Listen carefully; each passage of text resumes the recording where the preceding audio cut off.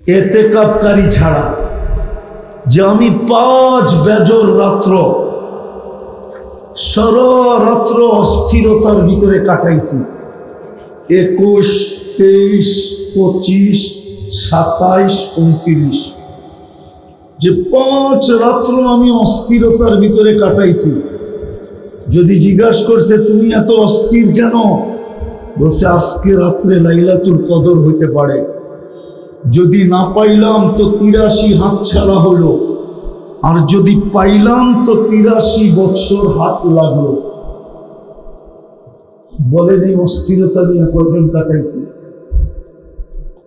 বলুক এক যুবক, বলুক এক নারী। চলেন আরেকটা দেখাই। এই যে 29 তারিখ থেকে শুরু হবে জিলহজের 1 তারিখ, কুরআন তো বলে ওয়ালায়ালিন আশ ওয়াল ফজরি ওয়ালায়ালিন আশ, জিলহজের 10 রাত্র 10 লাইলাতুল কদর। কয় রাত্র? 6 রাত্র। বৎসরে রাত্র কয়টা? 365টা। আর জিলহজের রাত্র কয়টা? 10টা কি বেশি? 365টার সামনে 10টা কি বেশি? শুধু 10টা রাত্র। যে 10 রাত্রের মূল্যায়ন করবে, প্রত্যেক রাত্র লাইলাতুল কদরের সমান, 83 বৎসর সমতুল্য। প্রত্যেকটা রাত্রি 83 বৎসর সমতুল্য। হুজুর রাগব মনে হয় মানতে চাইতেছে না, ঠিক না? কি হুজুর মানতে চান না? তফসির উঠে দেখেন, এটা আল্লাহ কসম খাবে কেন 10 রাত্রে?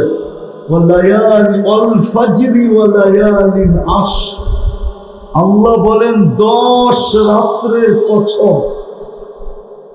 আল্লাহ 10 রাত্রের কসম খান কেন?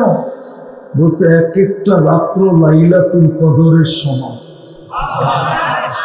কসম খামু না তো খামু না কেন? এক রাত্রেই তো জান্নাতের অধিকারী হতে পারে, যদি কদর করলো, মূল্যায়ন করলো।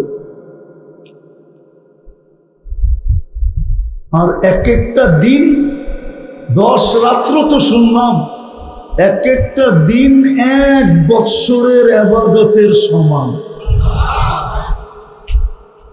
রোজা 1 বৎসরের সমান। সারা দিনে যেই ইবাদত করবে ওটাই 1 বৎসরের সমান।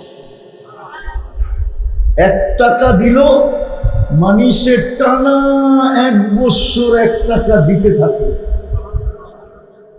1 বৎসরের সমান। এই জন্যই বলতেছিলাম যে সোনা যদি হই তাইলেই কিন্তু আল্লাহ জান্নাত দিয়া কিনবে।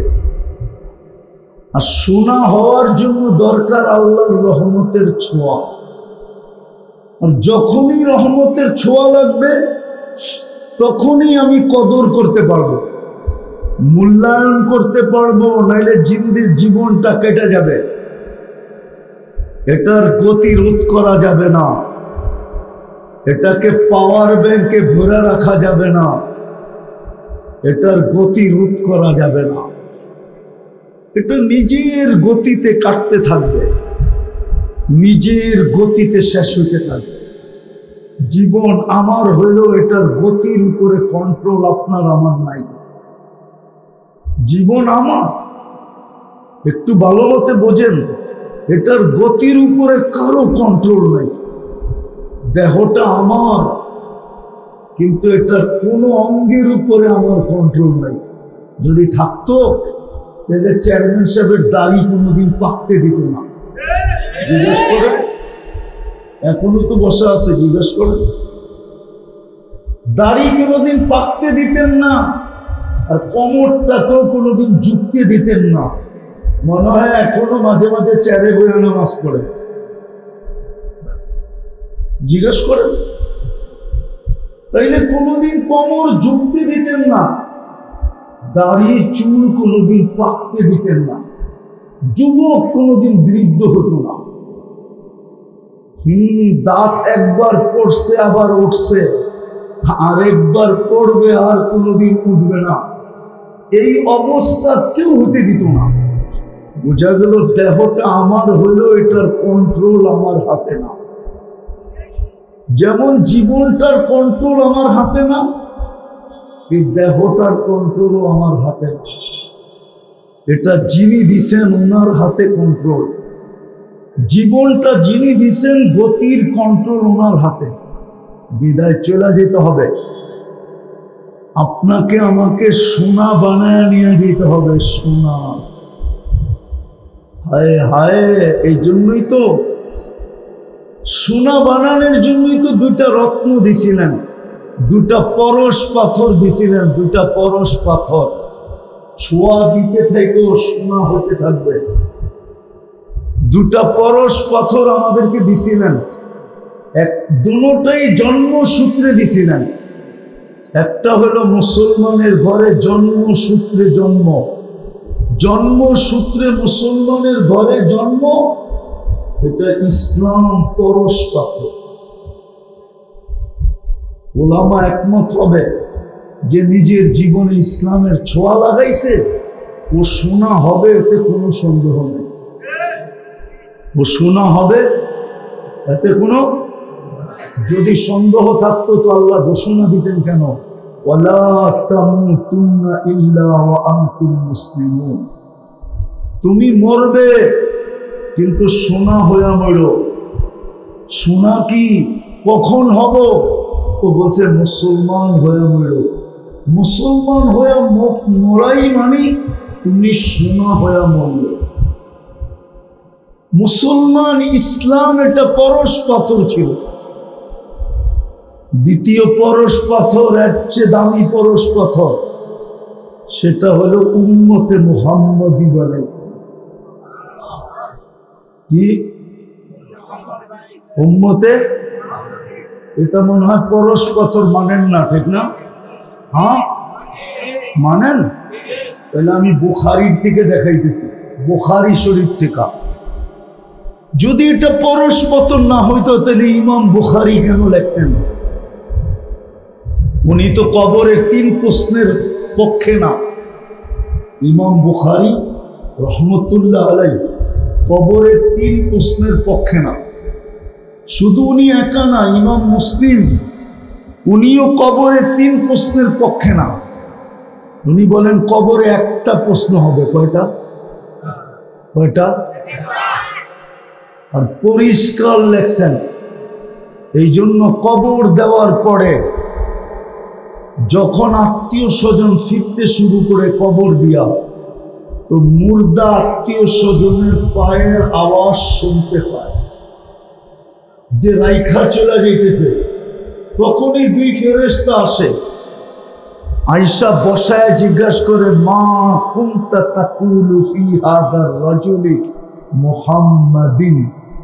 বলো বলো বলো, মুহাম্মদ নামী ব্যক্তির, মুহাম্মদুর রাসূলুল্লাহ রঙে তুমি কতটুকু রঙিন ছিলা প্রমাণ করো, আদর্শে কতটুকু আদর্শবান ছিলা বলো। সবচেয়ে বড় পরশ পাথর যদি এটা না হইতো তাহলে ইমাম বুখারী রহমতুল্লাহ আলাইহি কোনোদিন বলতেন না যে কবরের প্রথম প্রশ্ন এটা হবে। প্রথম প্রশ্নই জিজ্ঞাসা করবে ওনার রঙে কতটুকু রঙিন। যার উম্মত হওয়ার কারণে তোমার ভাগ্য খুলে গেল। 1 রাত্র 83 বৎসর, 1.25 লক্ষ নবী রসুলের ভিতর থেকে কারো কোনো উম্মতের এই ভাগ্য নাই যে 1 রাত্র পরিশ্রম। কত বৎসর পরিশ্রম? কয় রাত্র? সজাগ থাকবে কয় রাত্র? ইবাদত করবে কয় রাত্র? ক্লান্তি হবে, ক্লান্ত হবে কয় রাত্র? ইবাদত কত কত নফল 83 বৎসর জীবনের যত আমল করতে পারত, সম্ভব ছিল, সম্ভব না, 83 বৎসর জীবনের যত আমল এক ব্যক্তির পক্ষে ছিল, সব কিছু গাঠি বান্দা এর কাছে।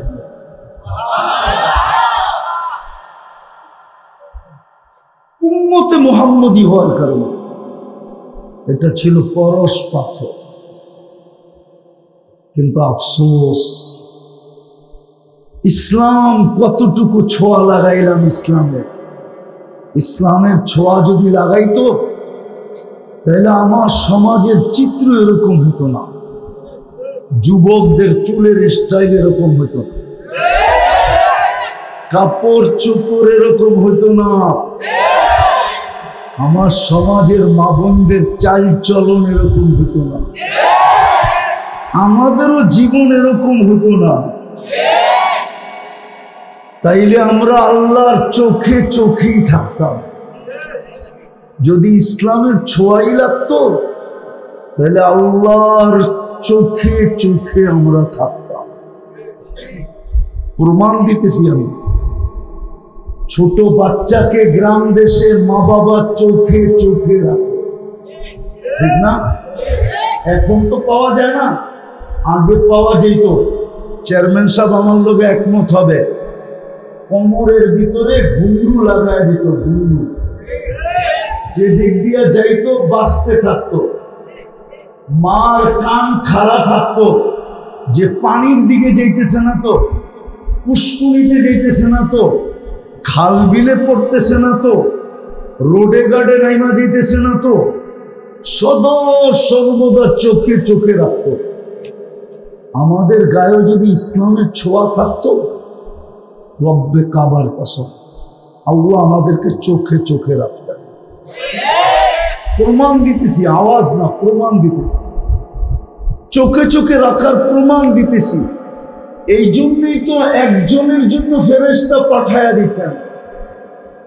চোখে চোখে না রাখলে একজনের জন্য ফেরেশতা কেন আসবে? আল্লাহ তো বলতে পারতেন তুই একা, তোর জন্য কেন ফেরেশতা পাঠাবো? 100 জন হইলে পাঠাইতাম, 1000 জন হইলে পাঠাইতাম, 1 লাখ হইলে পাঠাইতাম। তুই একা চিৎকার দিতেছ, তোর জন্য কেন ফেরেশতা পাঠাবো? কিন্তু না, একা চিৎকার দিতে দেরি, ফেরেশতা আসতে দেরি করে। আল্লাহ যেন বলতে চাইতেছে আমার চোখের জিনিস একজন হোক তাতে কি আসে যায়, সাহায্য চাইতে দেরি, আমি ফেরেশতা পাঠাইতে দেরি করব না। আমি হাদিস থেকে দিতেছি, যদি বোঝেন হন্নার মানুষ তাহলে বুঝবেন। সাহাবিয়ে রসুল ডাকাতের হাতে পড়ে গেছে, ডাকাত বলছে তোর মালও নিব, তোকেও জব করব। বলছে কোনো অসুবিধা নাই, শুধু আমাকে 2 রাকাত নামাজ পড়তে দাও। বলছে পড়ানে।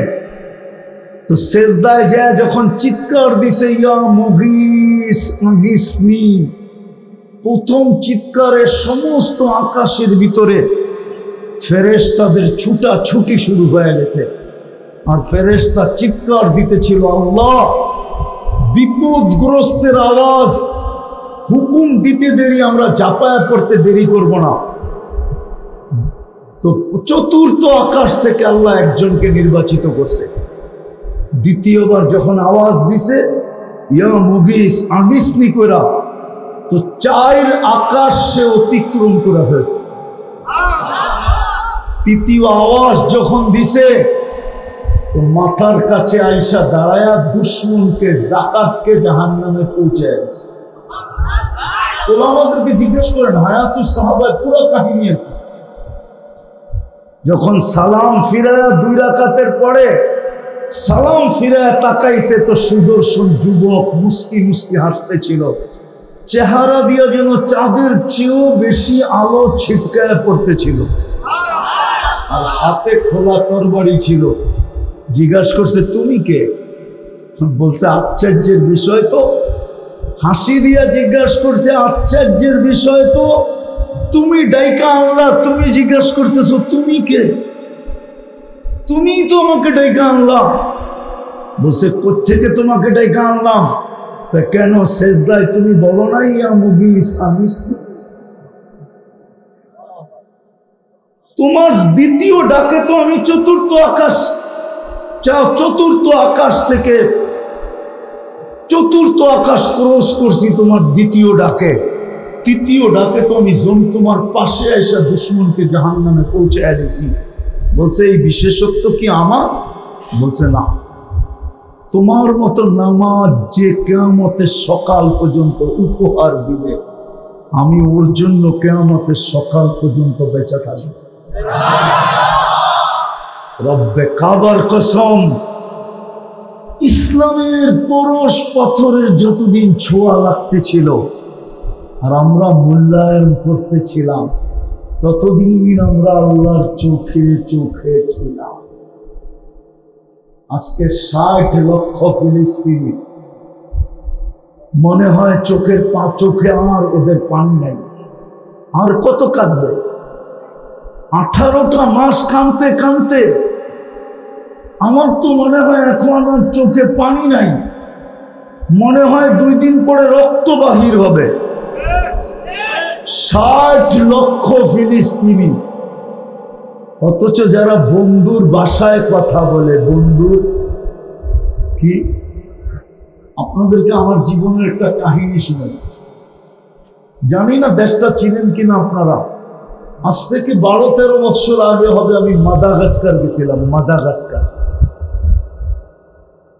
ভারত মহাসাগরের শেষ মাথায় একটা দেশ আছে, মাদাগাস্কার। বাংলাদেশের চেয়ে অনেক বড়, 3-4 গুণ বড়, কিন্তু সমুদ্রের ভিতরে। ওইটার রাজধানীর নাম হলো আন্তানানারাবিউ। উচ্চারণ করতে গেলে দাঁতও ভাঙতে পারে। আন্তানানারাবিউ। ওইখানে কিন্তু শীত শুরু হবে এই 1 সপ্তাহ পরে, জুন জুলাইতে শীত। আমার সফরও ছিল জুন জুলাইতে। আমি ওইখানে বসা ছিলাম, কম্বল গায়ে দিয়া, খুব শীত। কেননা তারপরেই হইল এক মাথা দিয়া সাউথ আফ্রিকা, আর এক মাথা দিয়া হইল তানজানিয়া। আমি কম্বল গায়ে দিয়া বসা ছিলাম। আমাকে একজন এসে কামরায় বলল, হুজুর এক বাংলাদেশি আপনার সাথে দেখা করতে চায়। আমি তো আকাশ থেকে পড়ছি যে এখানে বাংলাদেশি কোত্থেকে আসবে। আমি বললাম নিয়ে আসো। তো ঢুকার পরে আমি জিজ্ঞেস করলাম, তোমার বাড়ি কোথায় বাংলাদেশে? কয় নরসিংদী। আরে তুমি এইখানে আসলা কি করে? তো বললো, হুজুর আমি আজকে আসি নাই, 20-22 বছর হয়ে গেছে। আমি দেশে আর যেতে পারি নাই, আমার কাছে পাসপোর্টও নাই, আর ওইখানে আমাদের দেশের কোনো এমবেসিও নাই। বাংলাদেশের সাথে কোনো যোগাযোগ নাই ওইখানে রাষ্ট্রীয়ভাবে। আমি 7 ঘন্টা দূরের থেকে আসছি। 7 ঘন্টা লাগছে আমার এখানে আসতে। কেন আসছো? আমি শুনছি বাংলাদেশের একজন হুজুর আসছে। আমি 22 বছর ধরে দেশে যেতে পারি না, না মাকে দেখতে পারি, না বাবাকে দেখতে পারি।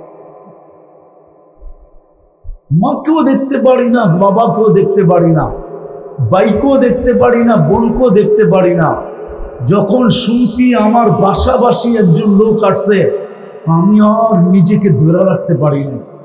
যদিও আমি এই দেশে বিয়ে করছি, বাচ্চা কাচ্চা আছে, আমি ছুটে চলে আসছি একটু আপনার বুকের মধ্যে বুক লাগানো। আর দেখতেছিলাম চোখ দিয়া পানি পড়তেছে যে আপনার সাথে মিলাই আমি আমার মা বাবার সাথে মিলার একটা স্বাদ নিতে। গোলক প্রবাসীরা যখন নিজের দেশের মানুষ পায় তো কেমন লাগে? ফিলিস্তিনের মানুষ তো বন্ধুর ভাষায় কথা বলে, আরবি ভাষায় কথা বলে, মুহাম্মদুর রাসূলুল্লাহর ভাষায় কথা বলে, কোরআনের ভাষায় কথা বলে, জান্নাতের ভাষায় কথা বলে। 45,000 সাহাবাদের কবর শুধু ফিলিস্তিনে। ওরা তো সাহাবাদের সন্তান। 18 মাস হয়ে গেল, একজন ফেরেশতাও তো এই পর্যন্ত কেউ নামতে দেখল না। বলো হুজুররা কেন? বুঝা গেল ইসলামের পরশ পাথরের ছোঁয়া আমাদের গায়ে নাই, ইসলামের কদর আমাদের কাছে নাই। ইসলামের কদরই যখন নাই তো নবীর কদর করবো কোত্থেকে? যদি নবীজির কদরই করতাম তাহলে আমাদের সবার সামনে এই কথা সদা সর্বদা থাকতো যে উনি আমার জন্য কাঁদছেন কতদিন, আর আমি উনার জন্য কাঁদি কতদিন। 30 বছর তো আপনার আমার জন্য কাঁদলেন, বলেন আপনি সারা বৎসরের ভিতরে কয়দিন নবীদের জন্য কাঁদেন? বলেন, আরে বলেন না, রাগ হয়ে যাবেন। এই মজমা একজন বলো যে আমি ডেলি 100 বার দুরূদ পড়ি। 100 বার ডেলি দুরূদ পড়ি একজন বলুক। কোন যুবক বলুক ডেলি আমি 10 বার দুরূদ পড়ি, 10 বার। ও যুবক, তোমার জন্য তো 23 বছর চোখের পানি জড়াইলাম। আমি দলিল দিব, দলিল। জিবরিল আর মিকাইল আলাইহিস সালাম জিজ্ঞাসা করছেন, মা সালা আরাকা তাবকি, যখনই দেখি তখনই কাঁদেন কেন? চোখের পানি তো আজ পর্যন্ত শুকাইতে দেখলাম না। তো বলছে উম্মতের জন্য চোখের পানি থামে না, না, না, না, না। ওই উম্মত আজকে ডেলি 10 বার দুরূদ পড়ে না। গতকালকে কি বার গেছে? হ্যাঁ, শুক্রবারে তো আপনার কাছে অনুরোধ ছিল, আবেদন ছিল, দরখাস্ত ছিল, অনুনয় ছিল, বিনয় ছিল মুহাম্মদুর রাসূলুল্লাহর পক্ষ থেকে সাল্লাল্লাহু আলাইহি ওয়াসাল্লাম, 6 দিন তুমি ঝাই ঝামেলার কারণে দুরূদ পড়তে পারো না, তাতে কিছু আসে যায় না। শুক্রবারটা তো ছুটির দিন, তুমি শুক্রবারে আমার উপরে বেশি বেশি দুরূদ পড়ো। বলো খুলনা উলামা একরাম, এই হাদিস কিতাবে আছে না? আছে? উলামা মানে আছে না? নাই। শুক্রবারে তো বেশি বেশি দুরূদ পড়তে বললো। বলো কি মজমা যে আমি শুক্রবারে 1000 বার দুরূদ পড়ছি?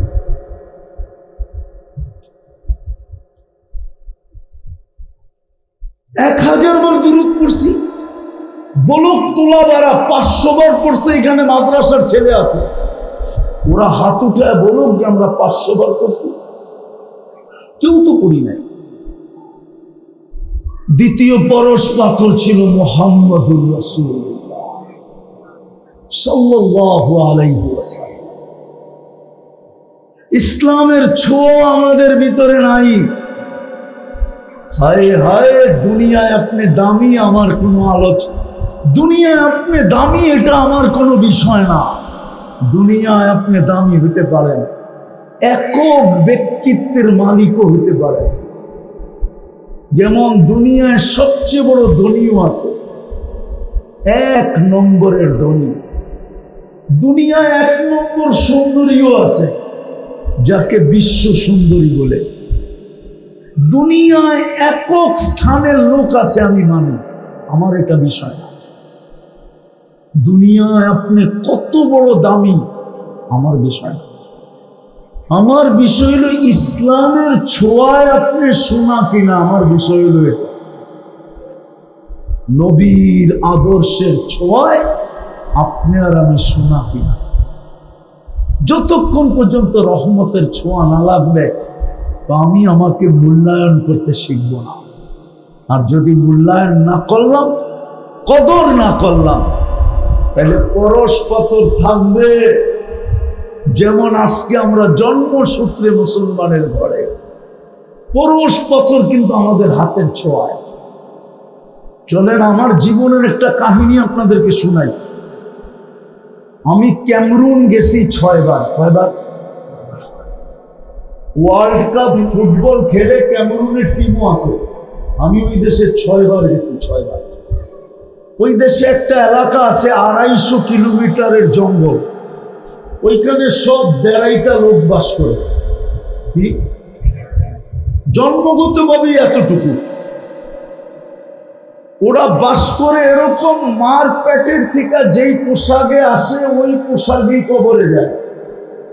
যেই কাপড় পরে ওটাকে কাপড় পরা বলে না। দীর্ঘদিন ধরে ক্যামেরুন ফ্রান্সের কলোনি। ফ্রান্স যদিও এখন স্বাধীন, কিন্তু এক সময় ফ্রান্সের কলোনি ছিল, ফ্রান্স শাসন করত।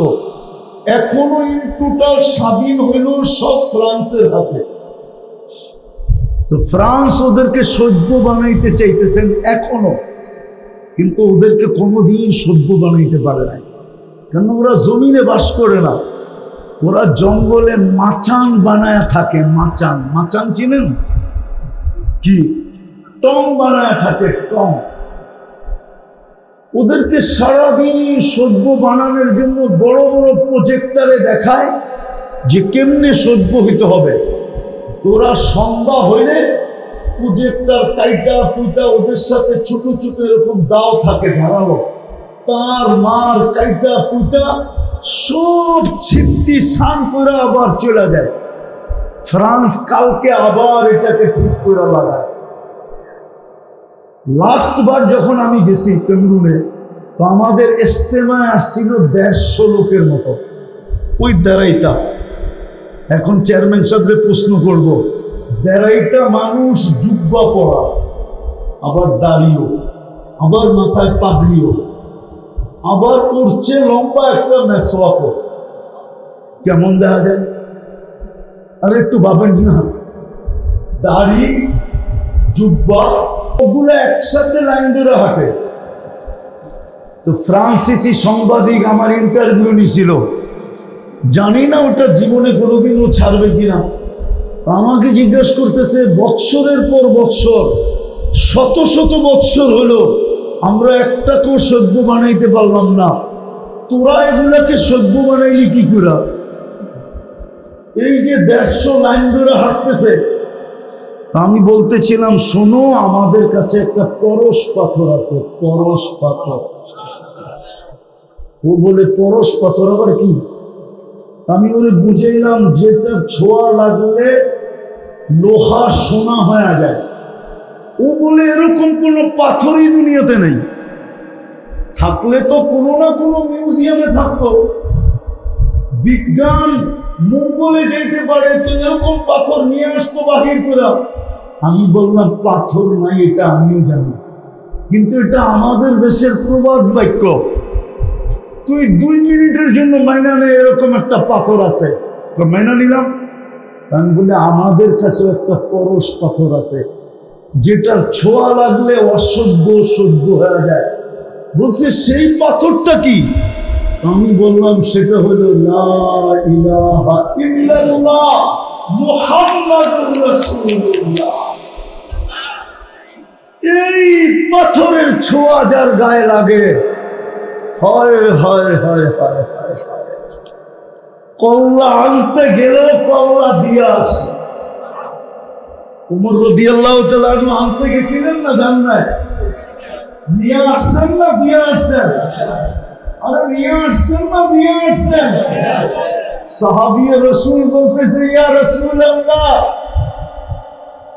ইসলামের পূর্বে আমার কাছে আপনার চেয়ে বড় দুশমন কেউ ছিল না, আর ইসলাম গ্রহণ করতে দেরি আপনার চেয়ে, আমার জানের চেয়ে, দুনিয়ার সমস্ত কিছুর চেয়ে আপনার চেয়ে প্রিয় আমার কাছে কেউ নেই। ছুটুটা হাতে দিলেন। তো বলছে, কেন? গায়ে মালিশ করব, চেহারায় লাগাবো, যেন জান্নাতে যাওয়ার পরেও সুগ্রামের দরকার না হয়। কেননা আপনার ছুটুতে তো এর চেয়ে বেশি সুগ্রাম। জান্নাতে আর কতটুকু সুগ্রাম, মুস্কার আম্বরে কতটুকু সুগ্রাম, আল্লাহর রাসূলের ছুটুতে তো এর চেয়ে বেশি সুগ্রাম ছিল। বিশ্বাস হয় না? হ্যাঁ বলবো। যখন পেটে ছিলেন, পেটে আম্মা জানের শরীর দিয়ে সুঘ্রাণ বাহির হইত। আর পেটে আসতে দেরি, আম্মা জান বিধবা হইতে দেরি করেন নাই। তো নিয়ম ছিল, আজকেও নিয়ম, বিধবা সুঘ্রাণ লাগাইতে পারবে না। কমসে কম কি কতদিন, 4 মাস 10 দিন সুঘ্রাণ লাগাইতে পারবে না। কিন্তু আমেনার শরীর দিয়ে সুঘ্রাণ বাকি হয়েছে। শুধু সুঘ্রাণ না, যেদিক দিয়ে হাইটা যায় ওই দিক দিয়ে পুরো ওয়েদার সুঘ্রাণ। মক্কায় কানাঘুষা চলতেছে, আব্দুল মুত্তালেবের পুত্রবধূ বিধবা, কিন্তু এরকম সুঘ্রাণ লাগায় মক্কার কোনো দোকানে পাওয়া যায় না। যেদিক দিয়ে যায় ওই দিক দিয়ে সুঘ্রাণ আর সুঘ্রাণ, সারাটা এলাকা মোহিত করে যায়। আবু তালেব, আব্দুল মুত্তালেব ডাইরেক্ট জিজ্ঞাসা করতেছে না, স্ত্রীকে ডাইকা বলতেছে তোর পুত্রবধূকে জিজ্ঞাসা কর। নাক কান কিন্তু মক্কায় কাটা গেল। কেন? সুঘ্রাণ ওর গাড় থেকে। ওই সুঘ্রাণ পাইল থেকে, আর লাগায় কি করা, ওনা বিধবা। তো স্ত্রী বলতেছে আমিও তো সুঘ্রাণ পাই। শুধু এইখানেই শেষ না, ও যখন গোসলখানার থেকে বাহির হয়ে আসে আর আমি ঢুকি, মনে হয় পুরা গোসলখানাটাকে জানি সুঘ্রাণ দিয়া প্যাক করে। বলছে একা জিজ্ঞাসা করবো না, দুইজনের একা জিজ্ঞাসা করি। তো জিজ্ঞাসা করছে মা তুই সুঘ্রাণ পাস কোত্থেকে? তুই না বিধবা, তুই লাগাস কি করে? আমাদের বাণিজ্য ডুবতেছে মক্কায়। আমেনা চালাক ছিল, তো বলতেছে মা আব্বা শুধু শরীরে সুঘ্রাণ না, আমার থুতুতে পর্যন্ত সুঘ্রাণ। থুতুতে বইলা থুতু নিক্ষেপ করছেন, তো সুঘ্রাণ সুঘ্রাণ তুফানের মতো উপর দিকে উঠছে। বলছে মা আব্বা এটা আমার না, পেটেরটা। পেটে থাকলে যদি আমেনার শরীর দিয়ে সুঘ্রাণ বাহির হইতে পারে, তাইলে ওই রসুলের আদর্শে ছোঁয়া লাগলে কেমন সুঘ্রাণ বাহির হবে? ও হোমনার মানুষ বলেন না। এই জন্যই তো আনাস রাদিয়াল্লাহু তাআলা আনহু, আনাস ইবনে মালিক জুমার দিন শুধু বসরায় যাইতেন।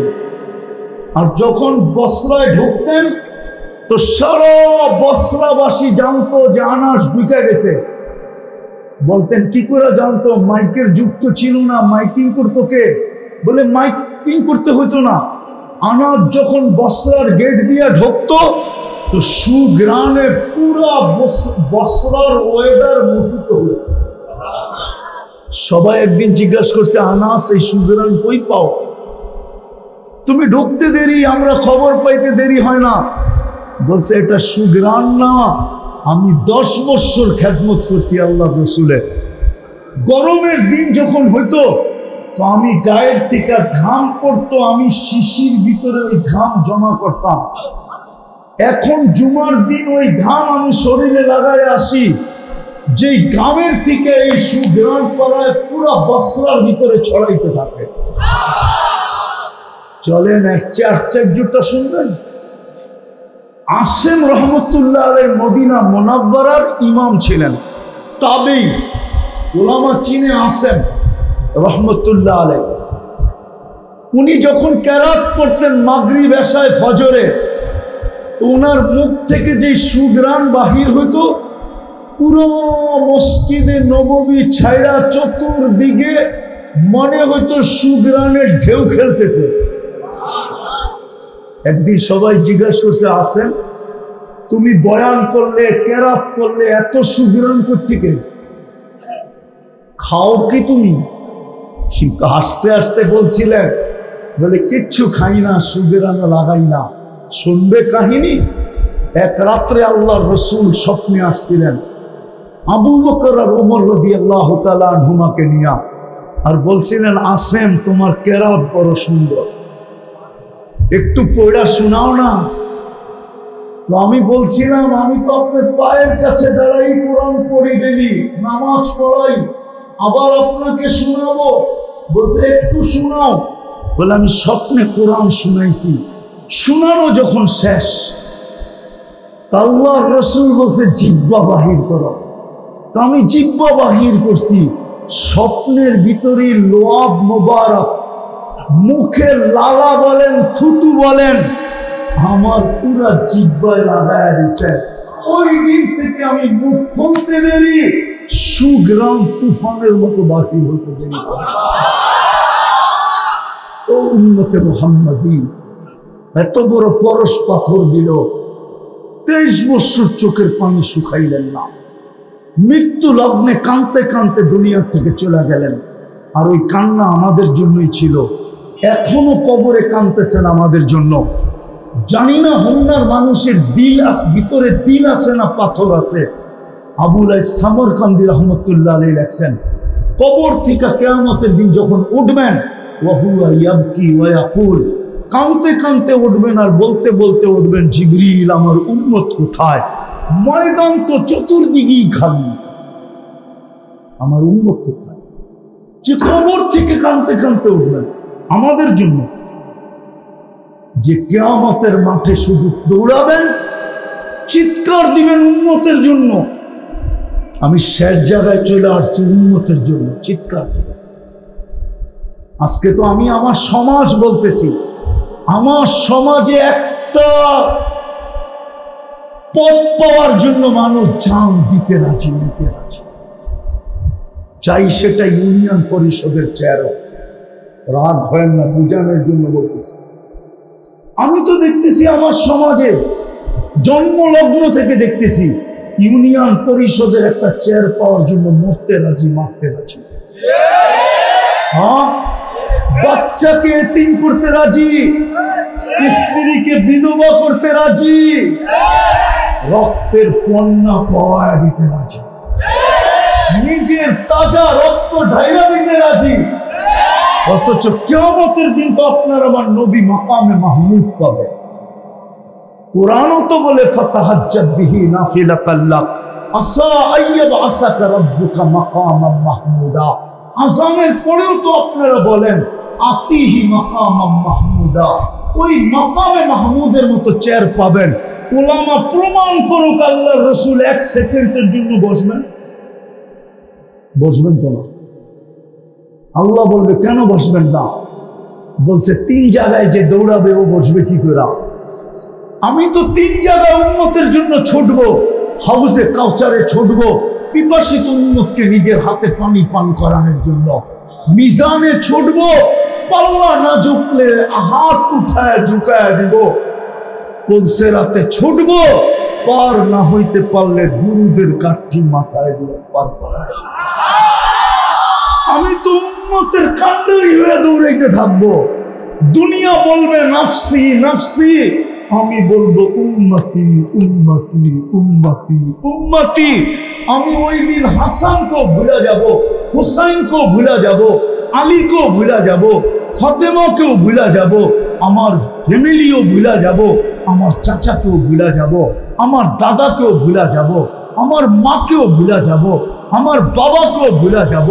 কিন্তু আমার মুখে একটা শব্দ থাকবে, রব্বি উম্মতি উম্মতি উম্মতি উম্মতি উম্মতি। আসেন শেষ কথায় চলে আসছি, তওবা করি, নাইলে চোখের থেকে পড়ে গেছি তো পড়ে গেছি। 60 লক্ষ যেরকম আজকে চোখের থেকে পড়ে গেছে, হতে পারে 250 কোটিও চোখের থেকে পড়ে যাবে। আমরা 18 কোটিও চোখের থেকে পড়ে যাব। ফেরেশতা আসবে না আমাদের জন্য। আমি তো বলি গাজার একটা করিডোর আছে মিশরের ভিতর দিয়া, আপনার তো একটা করিডোর আছে বঙ্গোপসাগর দিয়া। রাগ হয় না যুবকদের পায়ে হাত রাখি, আপনার একটা করিডোর আছে শুধু বঙ্গোপসাগর, আর কোন করিডোর নেই। আসেন পায়ে হাত দিয়ে বলি, তওবা করে এখনো মূল্যায়ন করি। সুযোগের পর সুযোগ আসতেছে। রমজান গেছে তো গেছে, আবার জিলহজ নিয়ে আসতেছে সুযোগ। আমি কোরআন দিয়ে বলতেছি, কোরআন আল্লাহ আমাদের কাছে, আল্লাহর জন্য এই শব্দ ব্যবহার করা সমীচীন না। যদি সমীচীন হতো তাহলে আমি বলতাম আল্লাহ আমাদের কাছে অনুনয় করতেছেন, বিনয় করতেছেন, অনুরোধ করতেছেন, আবেদন করতেছেন, দরখাস্ত করতেছেন। ফালা তাযলিমু ফীহিন্না আনফুসাকুম ইন্না ইদ্দাতাশ শুহুর ইনদাল্লাহি 12 শাহরান ফি কিতাবিল্লাহি মিনহা আরবাআতুন হুরুম। আল্লাহ বলে 12 মাসের ভিতরে 4টা মাস তোমাদের কাছে আবেদন করতেছি, গুনাহ করো না। উম্মতে মুহাম্মাদি, গুনাহ করো না 4টা মাস। 8 মাস করো, আমার কোনো আপত্তি নাই। 4টা মাস তোমরা গুনাহ করো না, যে 4টা মাসকে আমি হারাম মাস নিয়েছি। জিকাদা, জিলহজ্জা, মুহররম আর রজব। 4 মাস তোমরা গুনাহ করো না। কোরআন উঠায় দেখেন, কোরআন। কোন হাফেজ থাকলে পুরো আয়াত পড়ো, ইন্না ইদ্দাতাশ শুহুর ইনদাল্লাহি 12 শাহরান। এই পৃষ্ঠা পড়েন, তারপরে দেখেন কি লেখছে আল্লাহ। আল্লাহ অনুরোধ করতেছেন, তোমরা জুলুম করো না। জুলুম মানে গুনাহ। ফালা তাযলিমু ফীহিন্না আনফুসাকুম। তোমাদের কাছে অনুরোধ, তোমরা আমার বন্ধুর উম্মত, আমি বন্ধুর সাথে অঙ্গীকারবদ্ধ, বন্ধুকে আমি লজ্জিত করব না। হায় হায়, তোমাদের কাছে অনুরোধ, 4টা মাস গুনাহ করো। কিন্তু এই উম্মত 24 ঘন্টা গুনার ভিতরে। আল্লাহ ডাকে, তারপরও আসে না। শুধু একটা কাজই যদি করতো তাইলেও তো 1-এর ভিতরে 100 ছিল। এক কাজের দ্বারা 24 ঘন্টার গুনাহ ধূলিসাৎ হয়ে যেত যদি একটা কাজ করত। যদি 5 ওয়াক্ত শুধু নামাজ পড়তো, যেটা ডাক, আল্লাহ ডাকে। কে ডাকে? কে ডাকে? হোমনার মানুষ কে ডাকে?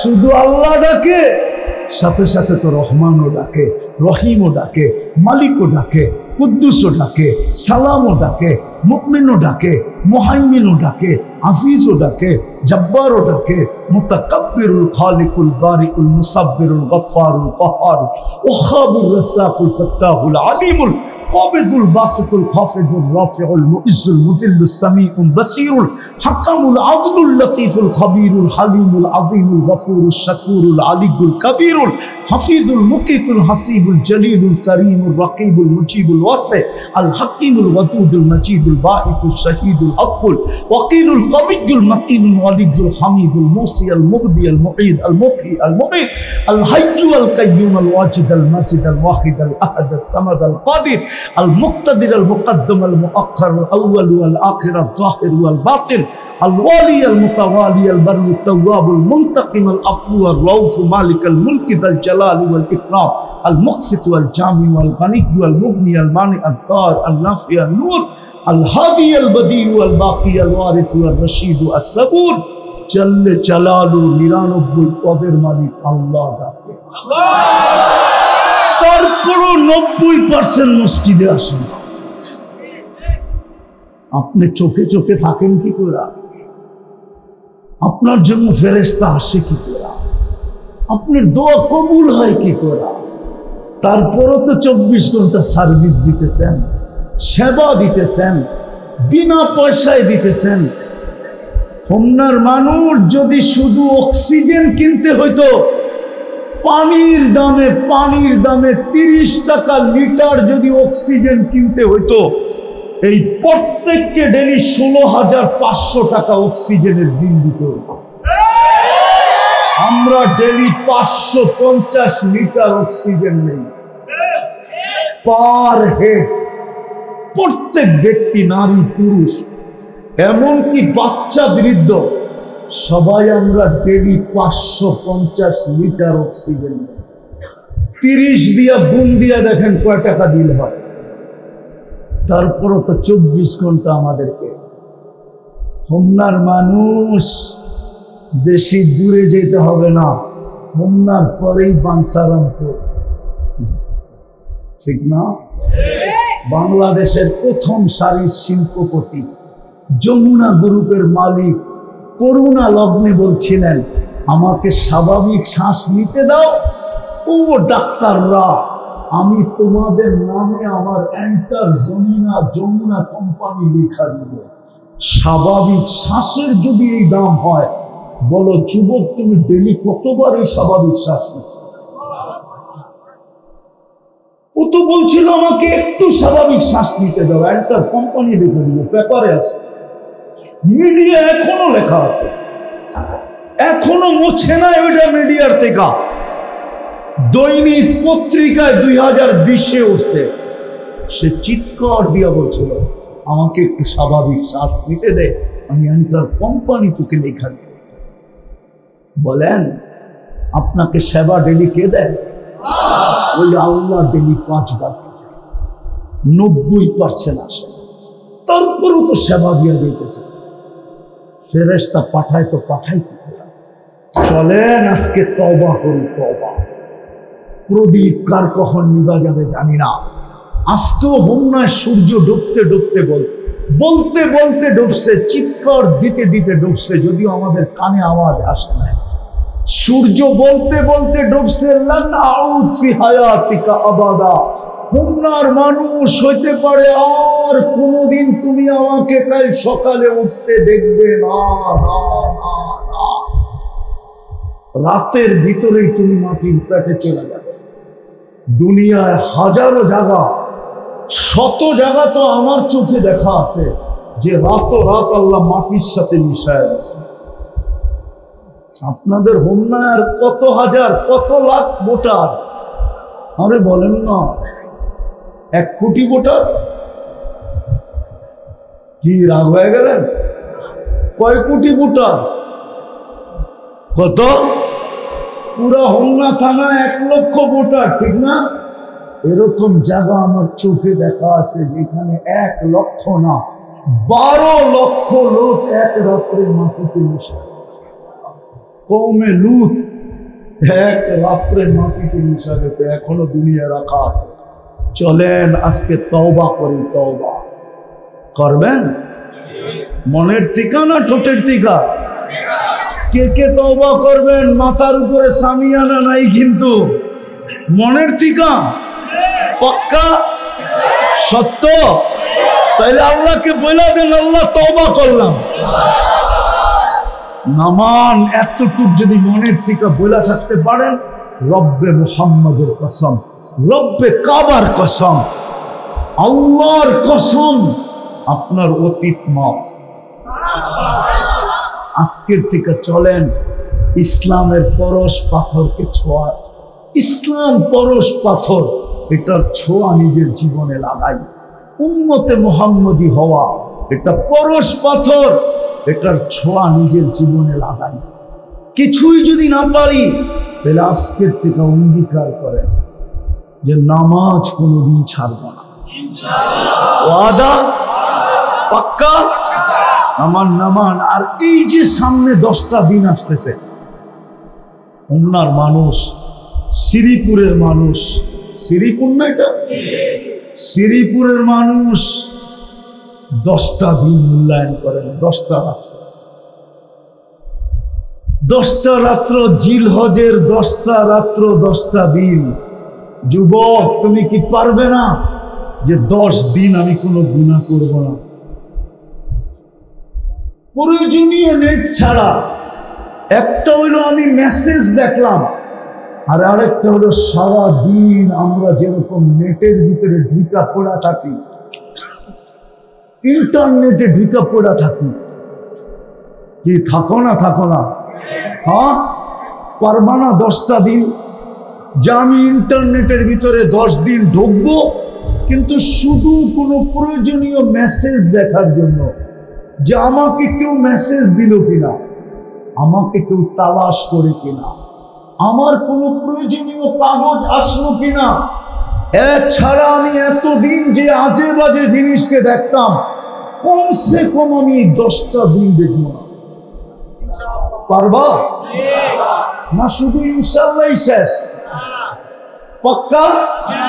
কোন যুবক পারবা যে আমি 10 দিন ইন্টারনেটে আজে বাজে জিনিস দেখবো না? পারবা? হ্যাঁ, আরে ভালো মতে দেখাও, ভালো মতে দেখাও। আল্লাহ আপনি দেখা রাখেন, নামাও, আমি আল্লাহকে সাক্ষী বানাই। নাইলে ভয় পাইতেছি আমার দেশটা যেন এরকম না হয়ে যায়, আমার দেশটা যেন এরকম না হয়ে যায় যে বিপদ আসলো আর আল্লাহ সাহায্য করলো না। কিন্তু আমি বিশ্বাস করি আমার দেশ এরকম হবে না। আরে জোরে বলেন না, আমার দেশ এরকম।